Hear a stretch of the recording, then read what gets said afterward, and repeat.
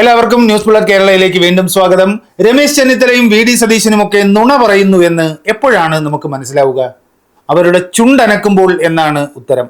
വിശ്വസനീയമായി നുണ പറയാനുള്ള കഴിവുണ്ടെങ്കിലേ കോൺഗ്രസ് രാഷ്ട്രീയത്തിൽ വിശേഷിച്ചും സംസ്ഥാന രാഷ്ട്രീയത്തിൽ പൊതുവെയും പിടിച്ചു നിൽക്കാൻ കഴിയൂ എന്നാണ് ഇരുവരുടെയും വിശ്വാസം എന്ന് തോന്നുന്നു. ഉദാഹരണത്തിന് രമേശ് ചെന്നിത്തലയുടെ ഈ പ്രസ്താവന നമുക്കൊന്ന് കേൾക്കാം. രക്ഷാവലയത്തിൽ ജീവിക്കുന്ന മുഖ്യമന്ത്രിയുടെ അടുക്കൽ ഉണ്ണികൃഷ്ണൻ പോറ്റി ചെവി വന്ന് മന്ത്രിക്കുകയാണ്. അദ്ദേഹത്തോട് അടുത്ത് നിൽക്കുന്ന ഒരാൾ സംസാരിക്കുന്ന പോലെ, ഏറ്റവും അടുപ്പമുള്ള ഒരാൾ സംസാരിക്കുന്ന പോലെയാണ് സംസാരിക്കുന്നത്. രണ്ടു കാര്യങ്ങളാണ് ചെന്നിത്തലാജി പറയുന്നത്. ഒന്ന്, പോറ്റി മുഖ്യമന്ത്രിയുടെ ചെവിയിൽ എന്തോ മന്ത്രിച്ചു. ഏറ്റവും അടുപ്പമുള്ള ആൾ സംസാരിക്കുന്നത് പോലെയാണ് മുഖ്യമന്ത്രിയോട് പോറ്റി സംസാരിക്കുന്നത്. ഇത് രണ്ടും ശരിയാണോ?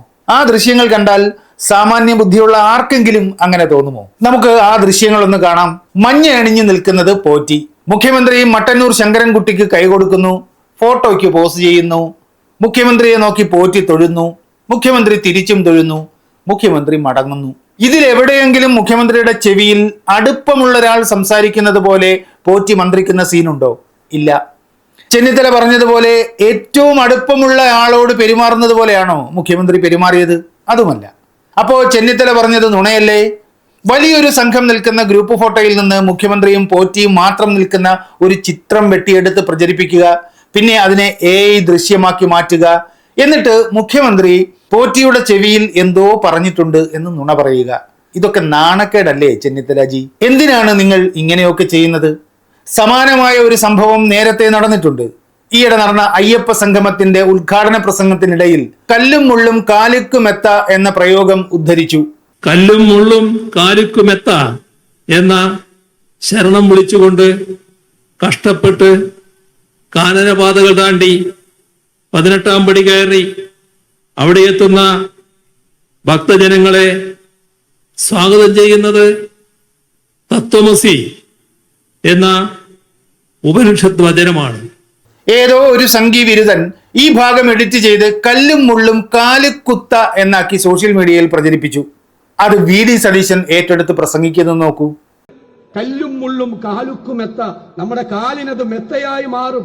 അയ്യപ്പൻ നമ്മുടെ മനസ്സിൽ നിറയുമ്പോ മുഖ്യമന്ത്രിക്ക് എഴുതി കൊടുത്തവനും അറിയില്ല, മുഖ്യമന്ത്രിക്ക് അറിയില്ല. വായിച്ചപ്പോ എന്താ? കല്ലും മുള്ളും കാലിക്കുത്താണ്. കല്ലും മുള്ളും കാലുക്കുമെത്ത, കല്ലും മുള്ളും കാലിക്കുത്താണ്. കല്ലും മുള്ളും കാലുക്കുമെത്ത, കല്ലും മുള്ളും കാലിക്കുത്താണ്. അതെന്ത് കുത്തയാണ്? നമുക്ക് ഇത്ര ഒരു മനുഷ്യന് തരം താഴാമോ ഒരു രാഷ്ട്രീയ നേതാവിന്? ഇത് എളുപ്പമാണ്. ഒരു വീഡിയോ എഡിറ്റിംഗ് സോഫ്റ്റ്വെയർ ഉണ്ടെങ്കിൽ ആർക്കും ചെയ്യാവുന്ന കാര്യം.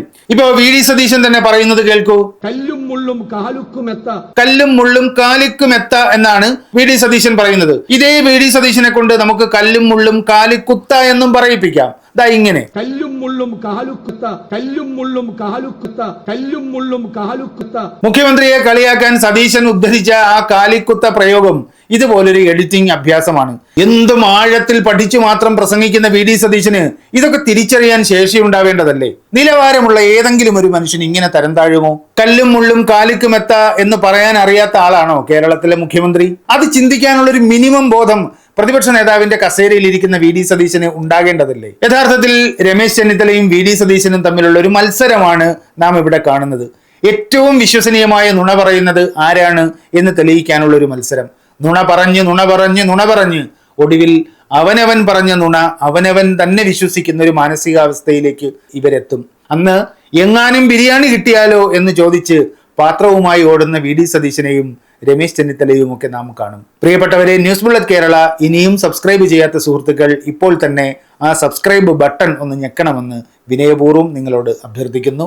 അതുപോലെ ഞങ്ങളെ സാമ്പത്തികമായി സഹായിക്കാൻ തയ്യാറുള്ള സുഹൃത്തുക്കൾ 7994903388 എന്ന ഗൂഗിൾ പേ നമ്പറിലേക്കോ NBK100@FBL എന്ന UPI വിലാസത്തിലേക്കോ നിങ്ങളുടെ സംഭാവനകൾ അയക്കാൻ അഭ്യർത്ഥിക്കുന്നു. അടുത്ത വീഡിയോയുമായി വീണ്ടും കാണാം. നന്ദി, നല്ല നമസ്കാരം.